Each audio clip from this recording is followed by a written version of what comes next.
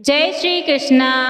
आप सभी का एक बार फिर से आपके YouTube चैनल पर बहुत बहुत स्वागत है। रसपान कीजिए आज के अध्याय का। उम्मीद है तीर्थों के महात्म्य की कथाएं आप सभी को पसंद आ रही होंगी।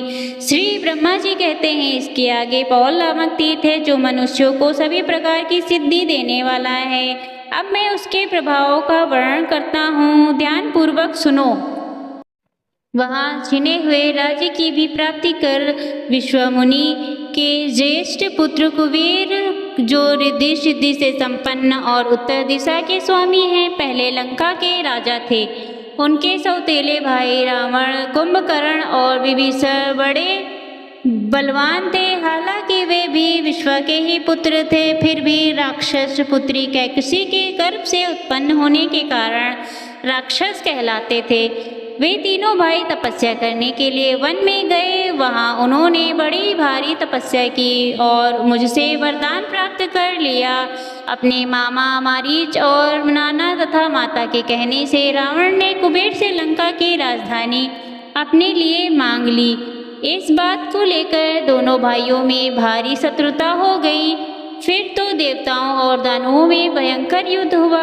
रावण ने अपने बड़े भाई कुबेर को युद्ध में हराकर पुष्पक विमान और लंकापुरी पर अधिकार जमा लिया और 3 लोक में यह घोषणा करा दी कि जो मेरे भाई को आश्रय देगा वह मेरे हाथ से मारा जाएगा। इस तरह कुबेर को कहीं आश्रय नहीं मिला। तब वे अपने पितामह पुलस्त के पास गए। उन्हें प्रणाम करके हाथ जोड़कर विनीत भाव से बोले कि मेरे दुष्ट भ्राता ने मुझे लंका से निकाल दिया है। पिताश्री, अब आप बताइए मैं क्या करूं? अब मेरे लिए दैव अथवा तीर्थ ही आश्रय शरण है। पौत्र की यह बात सुनकर पुलिस ने कहा, पुत्र तुम गौतमी गंगा में जाकर भगवान शंकर की स्तुति करो। वहाँ गंगा के जल में रावण का प्रवेश नहीं हो सकता, अतः मेरे साथ वहीं चलकर कल्याणमयी सिद्धि प्राप्त करो। तब कुबेर ने बहुत अच्छा कहकर उनकी आज्ञा सहकर स्वीकार कर ली और पत्नी, माता पिता तथा वृद्ध महर्षि पुलस्त के साथ गौतमी गंगा के तट पर चले गए। वहाँ गंगा जी में स्नान करके पवित्र होकर कुबेर भोग मोक्ष के दाता देव देवेश्वर भगवान शंकर की स्तुति करने लगे। इस प्रकार, हे शंभु, आप ही चराचर जगत के स्वामी हैं, दूसरा कोई नहीं। जो लोग भी आपकी अवहेलना करके मोक्ष वश दृष्ट करते हैं वे शोक के ही योग्य हैं। आप अपनी 8 मूर्तियों के द्वारा संपूर्ण जगत का भरण पोषण करते हैं। आपकी ही आज्ञा से सभी लोग चेष्टा करते हैं, फिर भी विद्वान पुरुष ही आपकी महिमा को सब कुछ जान पाते हैं। अज्ञानी पुरुष आप पुरातन प्रभु को कभी नहीं जान सकता। एक दिन जगदम्बा पार्वती ने अपने शरीर के मैल से पुतला बनाकर रख दिया और परिहास में आपसे कहा कि यह देव आपका शूरवीर पुत्र है। उस पर आपकी दृष्टि हुई, वह विघ्नों का राजा गणेश बन गया। अहो, महेश्वर की दृष्टि का कितना अद्भुत प्रभाव है। जब कामदेव भस्म हो गया और रति उसके लिए विलाप करने लगी, तब दयामयी माता पार्वती ने आंसू बहाते हुए आपकी ओर देखकर कहा, भगवान, इन बेचारे का दाम्पत्य छिन गया। तब आपने उस पर भी कृपा की। कामदेव मनोभाव हो गया और वह रति की मनोभूमि में प्रकट हो गया। इस प्रकार उमा सहित काम महादेव जी की कृपा से रति ने पूर्ण सौभाग्य प्राप्त किया। इस प्रकार स्तुति करने पर भगवान शंकर कुबेर के सामने प्रकट हुए। उन्होंने कुबेर से वर मांगने के लिए कहा, किंतु हर्ष त्रेग के कारण कुबेर के मुख से कोई बात ही नहीं निकली। उसी समय आकाशवाणी हुई। उसने मानो पुलस्त से विश्व और कुबेर के हार्दिक अभिप्राय को जानकर यह कल्याणमय वचन कहा, भगवान, यह लोग धन का प्रभुत्व करना चाहते हैं।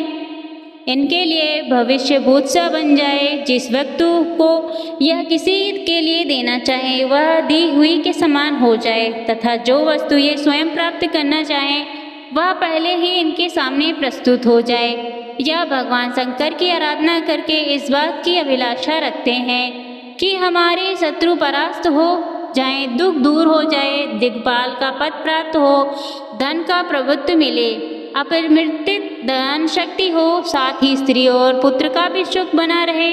कुबेर ने यह आकाशवाणी सुनकर त्रिशूलधारी भगवान शंकर से कहा, देव ऐसा ही हो। तब तथास्तु कहकर शिव ने उस देवी वाणी का अनुमोदन किया। इस प्रकार पुलस्त्य विश्वा और कुबेर का वरदान से अभिनंदन करके भगवान शिव अंतर्ध्यान हो गए। तब से उस तीर्थ के 3 नाम पड़े, फौल तीर्थ, धन तीर्थ, शुभ तीर्थ। वह समस्त कामनाओं को देने वाला शुभ तीर्थ है। वह स्नान आदि जो कुछ भी पुण्य कर्म किया जाता है वह अधिक पुण्यदायक होता है। पुलस तीर्थ के बाद अग्नि तीर्थ है। वह सब यज्ञों का फल देने वाला और समस्त विघ्नों को शांत करने वाला है। अब उस तीर्थ का फल भी सुनो। अग्नि के भाई जातवेदा हैं जो देवताओं के पास भविष्य पहुँचाया करते थे। एक दिन की बात है, गोदावरी के तट पर ऋषियों के यज्ञ मंडप में यज्ञ हो रहा था। अग्नि के प्रिय भाई जातवेदा देवताओं के भविष्य का आवाहन कर रहे थे। उसी समय देवदत्ति के बलवान पुत्र मधु ने प्रधान ऋषियों और देवताओं के देखते देखते जातवेदा को मार डाला। उनके मरने पर देवताओं को भविष्य मिलना बंद हो गया। इधर अपने प्रिय भाई जातवेदा को मारे जाने से अग्नि को बड़ा क्रोध हुआ। वे गौतमी गंगा के जल में समा गए। अग्नि के जल में प्रवेश करने पर देवता और मनुष्य जीवन का त्याग करने लगे, क्योंकि अग्नि ही उनका जीवन है।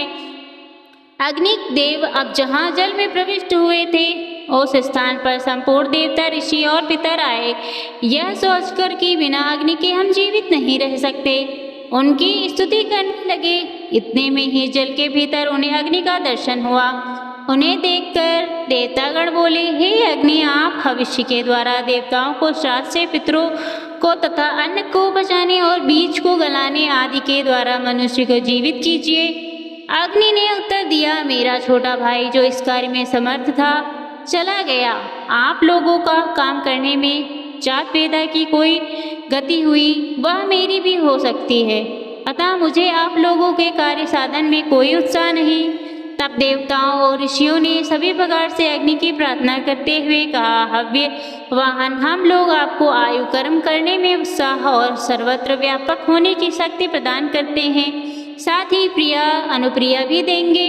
देवताओं के आप ही श्रेष्ठ मुख होंगे, पहली आहुति आपको ही मिलेगी। आप जो भी द्रव्य हमें देंगे वही हम भोजन करेंगे। इस आश्वासन से अग्निदेव प्रसन्न हो गए। उन्हें इस लोक और परलोक में व्यापक रहने की शक्ति प्राप्त हुई और वे सर्वत्र निर्भय हो गए।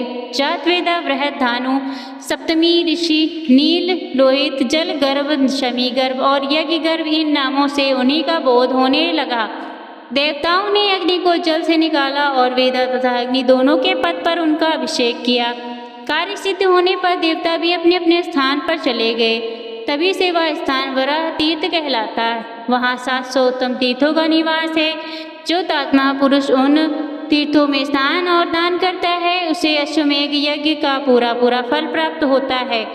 वहीं देव तीर्थ, अग्नि तीर्थ, जातवेद तीर्थ भी है। अग्नि द्वारा स्थापित अनेक वर्णों के शिवलिंग का भी वहाँ दर्शन होता है। उसके दर्शन से सभी यज्ञों का फल प्राप्त होता है।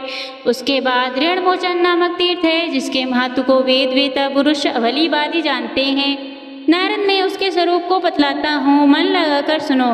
कक्षीवान के ज्येष्ठ पुत्र पथु श्रावस्ती, कक्षीवान का कनिष्ठ पुत्र भी विवाह के योग्य था। तभी उनसे परिवृत्त होने के भय से विवाह और अग्निहोत्र नहीं किए। विवृत्ति का अर्थ है बड़े भाई की अविवाहिता अवस्था में विवाह कर लेने वाला छोटा भाई। परिवहन में दोष माना गया तो इसके प्रकार छोटे पुत्र ने परिवृत्त होने से भय से विवाह नहीं किया। अब जब पितरों ने कक्षीवान के दोनों पुत्रों से पृथक पृथक कहा, पुत्रों, तुम देव ऋण, पितृ ऋण, ऋषि ऋण से मुक्त होने के लिए विवाह करो। ज्येष्ठ पुत्र ने कहा, नहीं, कैसा ऋण और कौन उससे मुक्त होता है। तब छोटे पुत्र ने उत्तर दिया, बड़े भाई के अविवाहित रहते मेरा विवाह करना तो उचित नहीं, अन्यथा परिवृत्त होने का भय है। तब पितरों ने उन दोनों से कहा कि तुम लोग गौतमी गंगा में जाकर स्नान करो। गौतमी का स्नान सभी मनोरथ को सिद्ध करने वाला है। गौतमी गंगा तीनों लोक को पवित्र करने वाली है। उनके जल में श्रद्धा पूर्वक स्नान तर्पण करो। गौतमी का दर्शन, वंदन और ध्यान करने से समस्त कामनाएं पूर्ण होती हैं। वहाँ स्नान करने के लिए कोई देश काल आदि जाति का भी नियम नहीं। गौतमी में स्नान करने से बड़े भाई पर ऋण नहीं रहता और छोटा भाई पर आवृत्ति भी नहीं होता। पितरों के आदेश से अक्षवान का ज्येष्ठ पुत्र प्रथु स्वदा गौतमी में स्नान और तर्पण करके तीनों ऋणों से मुक्त हो गया। तब से वह तीर्थ ऋण मोचन कहलाता है। वहाँ स्नान ध्यान करने से ऋण मनुष्य श्रेयता स्मार्थ तथा अन्य ऋणों से भी मुक्त होकर सुखी हो जाता है। आज का अध्याय समाप्त हुआ। इसके अन्य तीर्थों का वर्णन आप सभी अगले अध्याय में सुनिएगा। अगर वीडियो अच्छी लगी हो तो प्लीज़ लाइक ज़रूर कीजिए। उम्मीद है आप हमारे चैनल पर हर दिन अपलोड होने वाली दूसरी वीडियोस को भी ज़रूर देख रहे होंगे।